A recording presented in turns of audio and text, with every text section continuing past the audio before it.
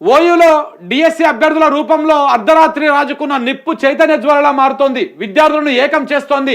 తమ విజ్ఞప్తులను పెడచెవిన పెట్టిన సర్కార్ మెడలు వంచేందుకు అన్ని విద్యార్థి సంఘాలు ఏకతాటిపైకి వస్తున్నాయి. ఎవరి పరిధిలో వారు డిఎస్సి పరీక్షలు వాయిదాకు ఉద్యమిస్తా ఉన్నారు.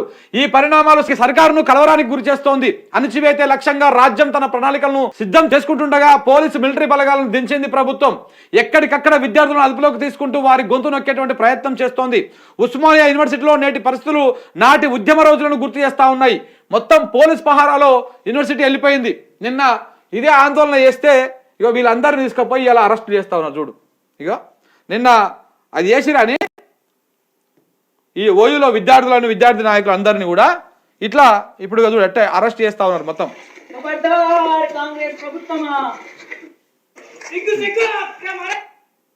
ఇట్లా అందరినీ అరెస్ట్ చేసుకుంటూ పోతా ఉన్నాడు అన్నమాట.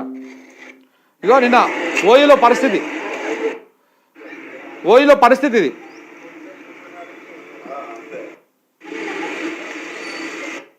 ఇట్లా ఎక్కడ చూసినా పోలీసు వాళ్ళు ఓయూ నిండా పోలీసు వాళ్ళు అయిపోయారు. ఇది కథ.